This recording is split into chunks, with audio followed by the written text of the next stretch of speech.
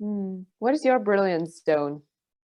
I think my brilliant zone, quite frankly, is understanding business systems and teaching it, and finding good team members, finding good network. Well, obviously, I mean, you've identified one. How can a 19-year-old get to 400 of the world's top business leaders? That's a pretty interesting trick, right? By the way, that's another thing that the gurus got wrong. They teach you that the highest value skill, you see all over the internet, the highest value skill is to learn, say, high ticket closing, or the highest value skill is to learn how to sell. That's garbage. It's not true. The reality is the highest value skill for a business owner is to learn how to develop and maintain high-level relationships. Because that's my next question, because since I've been doing podcasts, and I had not the Napoleon Hill approach, but I've lived with many multi-billionaires as a nanny, or live in something work. So I've seen like the background, the kitchen of everything. And it somehow naturally came to me because I understood that I'm not sure if I can live that from where I came, that if I can ever be rich. That was when I was 18. And then later I was like, okay, this is one of the ways. But now when hearing you, I'm like, well, I have a little block there, because I would never think of asking them for business or for mentoring help. I think I see them as friends, and then I think it's like kind of a sneaky to ask that. So how did you manage that, of like not being sneaky to ask for mentorship or for help in business, or maybe for investment? Because when I'm thinking like, I could just like, you're saying like in 6 months you built your business, but I never think of like, oh, I could ask them for help. By the way, that's a great idea for a podcast. The nannies of billionaires. You should do something like that, where you go around and interview the nannies of billionaires. That'd be pretty fun. People would tune into that. That'd be cool. The reality is I found people at high levels, they honestly are delighted to be of service. They're delighted to be supportive, and they're excited to help.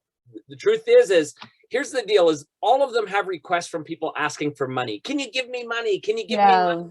And they get that all day, and it's tiresome. And even myself, I have now delegated any of those requests to someone else.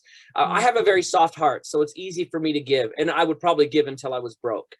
But the reality is those kind of requests don't really make me feel passionate. And at the same time, it's not a fair exchange of value, and you're not creating the world a better place by giving money. The reality is we're creating a better place by making people more self-reliant and able to actually produce for themselves. So those kind of requests are always difficult. But when I've got someone who comes and says that they would like wisdom or knowledge, or they've got something really exciting they're working on and would like to get my feedback on it, I'm much more excited about those kind of things. Because the reality is all the wealthy people that I've met who are at those high levels, they didn't really start it for the money. Well, we always take the money, that's fine, but we didn't start it for the money. The way that our brain works is we actually are, let's call us puzzle solvers. Just like some people really like to play video games, some people like to do jigsaw puzzles, some people like to do Rubik's Cube. We really, really like to solve business puzzles, right? How can we solve these things and create systems that work and flow? That's kind of our passion. And so when people come to us and they honor us by asking about the things we're excited about in that way, often it's easier. It's easier for us to do. It's interesting because right now we're doing pretty good financially.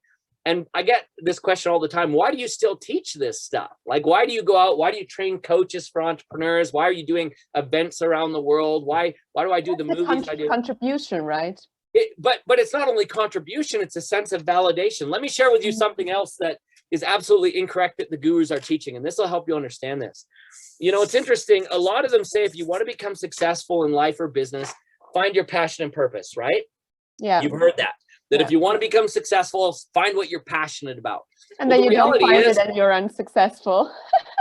But you know what? Here's the deal is that I know a lot of people who follow their passion and they're absolutely unsuccessful. And I'm not just talking financially, I'm talking on every level, right? The relationship sucks. They have no sense of connection to others. They're following their passion and purpose, and it's their mission, and they're all by themselves. And following your passion and purpose alone is a very selfish thing. Now, Warren Buffett said something once that was very interesting. He said, what you love about you is your hobby. He said, but what others love about you, that's your business. So here's something interesting, and I'll use a different color just to illustrate kind of what I've done here so you can see it clearly. What your job really is, if you want to be successful, is yes, look at your passion and purpose, but now find where it overlaps the passion and purpose of other people, especially those that you're going to serve, or those that you're going to work with, or those that will invest in your company or whatever. Find where that passion overlaps.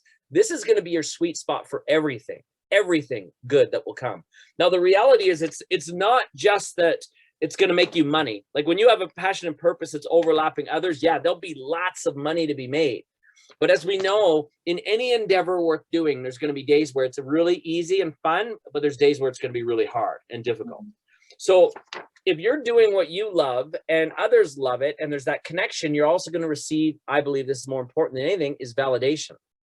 So for me, no kidding, when I'm around teaching around the world and I'm meeting with people, and one of my favorite groups is obviously students. In fact, we've just launched a really cool entrepreneur youth scholarship, which is awesome. I'm excited about that, right? Because I was a dumb kid and I hated school. So if someone would have come to me and ignited me at a younger age, I think I might have been even more successful earlier, but that's another story. But the fact that I have found people that are also as passionate, excited about entrepreneurship and learning about business and growing business. Well, now, even if I'm having a crappy day, I'm excited. I will fly to a place like London from where I'm at. And no kidding, big time difference for me, London, England for Canada. And I can wake up without an alarm clock and do a full day seminar starting at 2 a.m. in the morning, my time, Canada time, but it's like 9 a.m. in London. And by the way, to be there at the 2 a.m., I'm already up by midnight, right? So I will fly, deal with the time zone. I'll land on a Thursday. I'll be ready to teach on a Friday. I'll teach a Friday, Saturday, and Sunday, and I won't slow down for a minute. If you come to one of my events, you'll see they're full of energy and we do not stop. And we have a blast and it's exciting. But I only do that because I'm with people that resonate with it. If you stick me into a room full of like physics professors, man, I won't even show up. I won't even come, right? So I think that this is a big part. We don't focus on our passion and purpose alone. We focus on finding a tribe. How's it they say? The tribe that gets your vibe. And then all of a sudden your success is a lot easier too. We don't try to serve everybody. We find those that are ready to move in the same direction with us and get us fired up. But it also sounds like you have a really, really deep sense of like the purpose, just your purpose, that you're just, okay, I'll talk maybe woo-woo stuff, not woo-woo for the. No, that's cool.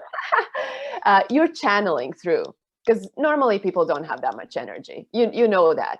So if you receive an idea from whatever, the universe, unicorns, or whoever, you're letting that through you. You saw the unicorns? Yeah, I'll tell you later about that. Sure. So you let that through, and it goes, and you have the abundance of energy and ideas and creativity and all that. Is that true? Well, here's the other thing too that's maybe a bit different about myself, and I think there's a lot of others at that kind of stage. And it's funny because I was telling this to Jack Canfield once, you know, Jack from Chicken Soup for the Soul, and he says, because I said, I feel like I'm bragging when I say this. He goes, well, if it's fact, it's not bragging. So go ahead and share. So here's the reality. Remember, I interviewed 400. I want you to picture a gymnasium of 400 people standing up. That's a lot of people, right? And so how can I flow it? Well, if you know it, you can flow it. Oh, yeah. And in addition to studying those people and still connecting with them daily on business and also building business, like I've done it. I've built several companies now, many companies that have gone to 7 and 8 figures personally. And through our entrepreneur coaching program, I've worked with entrepreneurs around the world. We've helped many build 7 and 8 figures. I've worked with coaches who themselves, we've helped the coach get to 7 and even 8 figures. And so I've done this a lot. And then of course, even reading about it, I read like literally, 3 to 4 hours a day, kind of like Warren Buffett, right? He reads all the time too. Now, yes, I also wake up early, but I don't do that because I have to. And I don't do that because it contributes to my bottom line. I do it because that's the only time I can read, because everybody in our house wakes up and then it goes to chaos, right? Especially during the pandemic, it's been interesting. But, this idea of when we really, again, find our true passion and purpose, all this stuff isn't work anymore. It's not work anymore. Definitely. Yeah. Right? Yeah. It's something that it's almost like if I don't get maybe it's almost like a drug, right? If I don't get my fix of connecting with these ideas or principles or expanding myself, I really feel kind of empty. Now, I do have days where, yes, I go on holidays with my family and we do these kind of things. But the reality is, and maybe this is woo-woo too, but before you can expand what you have, you must expand who you are. And it's interesting that, speaking of Jack Canfield, in the first movie that I had him in, we created the movies, The Opus, The Gratitude Experiment, The Treasure Map, and How Thoughts Become Things. Those are my movies. But in The Opus, I had him, and I was talking to him about this idea of the law of attraction and expansion and all of these things. And he pointed out something interesting. He said, ever since the Big Bang, like where the universe began and all that stuff, he said, everything since the Big Bang has been an expansion, right? The worlds, the stars, the planets, the sun, the moon. He said, everything is an expansion.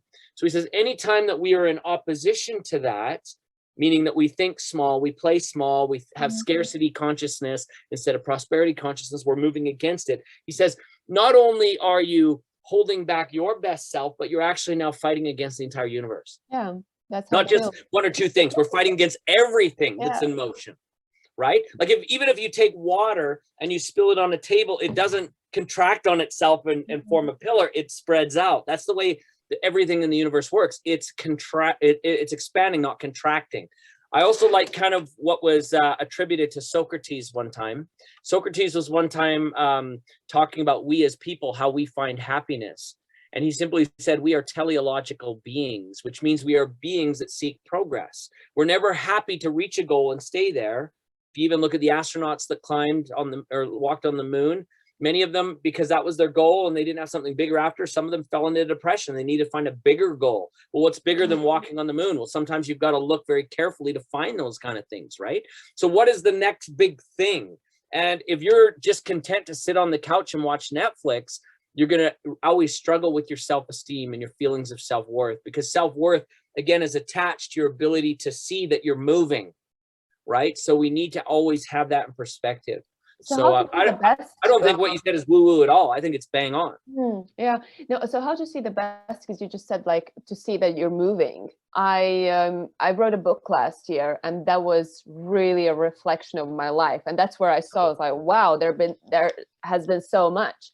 I'm a very grateful person. I always appreciate things, but when you write that down, you're like, wow, and that's also why I keep a journal. Funny enough. These are actually, this whole row from here to here, these are all personal journals. Yeah. And I might mention they're personal ones. They're not my business journals, which I also keep. So every day I have a journal that I keep. In fact, these are generally smaller now because I just don't have the room. But here's one of my business journals. But I also find it in there, I'm always recording things that I observe that people do very well and things that I should implement and learn. Not only skills, but also attributes, because those are two different things, right? And attitudes, I should mention, that's a third thing. And I also write down things that I see not going well, not only in the lives of others, but often in myself. And in fact, one of the things that I find really important that I do, man, I won't do this as a screen share, but I've got something I'm working on right now where I actually have just simply a big journal. I've now put it in the computer, but it's just questions. It's only questions to ask. And so I go through this list of questions. One of my best friends, John DeMartini, said, if you want to improve the quality of your life, improve the quality of the questions you ask, right? And so I've got a list for business owners of 1,000+ questions. There's more than 1,000 questions. And in fact, maybe if I just bring it up, I can share with you some of these fun categories, but it includes everything from such things as, why are you an entrepreneur? It includes such things as about your marketplace, about your competitors, about how your cash flow works, about how the structure of your business, about your personal life and balance, your mindset and attributes, your vision of the company, the habits that you have as an entrepreneur, how you're testing your ideas in the marketplace, specific metrics that you're looking for, your startup phase, your products, everything from legal considerations to business structure, to the business plan, to building a pitch deck, to working with investors. Like, I've got questions for all of these. Maybe one day I'll publish it, but it's interesting with our coaches. I find I've given like this list of questions to people before, and our coaches have such incredible power, because if they meet with an entrepreneur and they say, well, I'm trying to say, for example, find an investor. Well, all of a sudden they just flip open to those questions and they can just ask them these questions and help them discover, oh yeah, I'm missing that. Or I can see now why I'm having trouble finding investors, because everything can be solved by a question. In fact, when I did the movie, The Opus, one of the things that I said in it, you might remember if you've seen it, I said, there's no such thing as a problem. Everything is a puzzle. And when we start looking at things as puzzles, everything that is a puzzle has a solution. And the reality is of course, not all the solutions that we have in life will come from us, but they can, again, go back to our network. They can come from those that we work with and surround ourselves with. In fact, just a really kind of funny experience that I had, and I don't say this with any other purpose but to teach, okay? So this is why I share this. So when I was first starting out in business, one of the things I wanted to do is also get very involved in real estate, specifically commercial real estate. And I'll never forget, this was back in the days when cell phones were extremely large. I had one of the first ones, okay? The brick phones. Oh, it was a brick, and it was heavy. Like, we're talking, it felt like, I don't know, compared to today's phones, it was 100 pounds, right? Yeah. So anyways, I was working on this real estate deal, and sometimes commercial real estate deals can take a long time.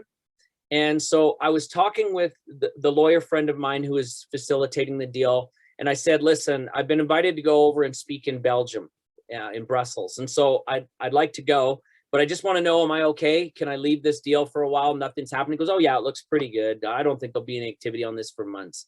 You guys are thick in negotiations. Go. We'll see you when you get back. So anyway, so I fly to Brussels, and again, I get off the plane, and we're over there at the luggage carousel waiting for the luggage. And all of a sudden I pull up my big block of a cell phone and I turn it on to see if it can even connect. And it does this little ding, and it says that I've got like a voicemail. And as I don't get voicemails very often. It's kind of exciting. Let's see. So I was, first of all, super optimistic. As I listened, it said it was my lawyer. Call me, and I don't care what time you land. Here's, my home telephone number. So I called him, and he says, I've got some good news and some bad news. There's been movement on your deal. They've got another buyer that's looking to step in and take the deal out. He's offered a little bit more, but they said because they've already got a deal with you, you've got first right of refusal, but they're giving you 24 hours to come in, sign off on it, and transfer money to them. And I'm like, well, I'm in the frickin' Brussels airport. What am I supposed to do? And he goes, well, I would recommend you put your girlfriend at the time up in this nice hotel, and you get on a plane, you fly home, you get this done, send her to the spa. When you get there, she'll be there, and then you'll do your holiday. And I'm like, oh, I don't think that's a great idea. I'm like still in the airport. I can't even collect my luggage. I'm going to leave her and send her to the hotel. I go, I don't know. And he goes, well, I don't know. I guess, lose the deal.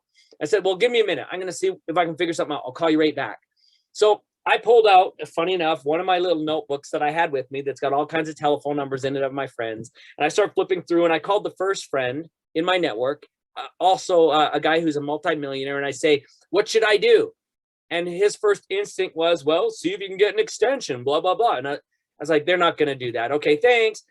Pick another number. I called, and he goes, well, I guess you're just going to have to let the deal go, right? Like, there will be other deals. Don't worry about it. But I had my heart set on this, and it was a great opportunity. I was like, forget it. No, thanks. Finally, I call another gentleman, and this was interesting because they say that old eyes see best. So this was a friend of mine who is a big real estate guy in my city of, Calgary. And I called him up, and, he's worth about $800 million. So he's done a lot of big deals. Anyway, so he says, oh, this is an easy one. I said, what? He goes, oh yeah, this is an easy one. He goes, is there a fax machine nearby? And I go, okay, there's a rental car place there. I go over and I go, I need to use your fax machine. I don't care how much it costs. Can I send a fax? He goes, sure. So he says, take a letter or piece of paper from him, simple piece of paper. He goes, take a pen on it. He goes, I give so-and-so permission to act on my behalf as proxy. Sign it, fax it to your lawyer. I faxed it to him, and he goes, okay, no problem. So I'll take care of it. I'll go in and I'll sign the documents for you. And I go, what about the money? I got to transfer some money too, though. And he goes, how much is it? And again, I'm not saying this to brag. I'm just telling you the power of a good network. I said it's about $3 million. He goes, no problem. You can pay me back when you get home. Have a good holiday. Right? So here's the thing. I think people forget how important having that network is to everything. Now, I don't say that, wow, look, Doug's got a friend that will loan him $3 million. Like, that's not the point of the story. The point of the story is I've got friends that can solve high level problems. So when we're dealing with a problem, too many of us figure, again, if it's meant to be, it's up to me, because we hear so many of these gurus say this crap, and it's not true. If it's meant to be, it's up to you to find people who can give you answers. right? In fact, you know, just as another quick story that's kind of funny is I was one time talking in the early days of my business with, again, another friend of mine that was a multimillionaire. And I took him to lunch and I said, I want to start this business. And I said, how will I find my customers? How will I do my marketing? How will I, you know, all these things. And he just kind of looked at me and said, you're going to start a small company. I said, what do you mean? Like, no one wants to start a small company. That's stupid. He goes, no, you're going to start a small company. I said, well, how can you say this? And he goes, well, it's because you're asking selfish questions. I said, what do you mean by selfish questions? He goes, you're asking, how can I find my customers? How can I do my marketing? How can I? He goes, you're going to run out of bandwidth. He says, that's very selfish. So you're going to start a small company. He says, true entrepreneurs don't ask, how can I? They ask who questions. Who has my customers? Who can do my marketing? Who can help me build that? Who can help me manage this? Who can help me find the funds? So the minute that we shift from I and shift to who, we can start doing really, really powerful things. And that's why I'm saying that so many of the gurus that are out there are just so full of crap. It's crazy, right? They're just not good teachers because they don't understand that principle. It's all about building these support mechanisms to grow business. Now, what's interesting is now back to this idea of questions. Whenever I am building a business, the first thing that I always do is identify the elements I need, but then I also identify who will fulfill those obligations. Because as soon as I put myself in, I've lost one of the greatest things that all entrepreneurs want, and that's freedom, time freedom and money freedom. And if we use ourselves to fill in all the blanks, we are never going to find freedom. There's just no way. And so, you know, I mean, that's, I think the number one thing to growing life and business and finding balance is learning how to get help from other people. A person's only as strong as their network, right? So I don't know, hopefully that's helpful. That's helpful.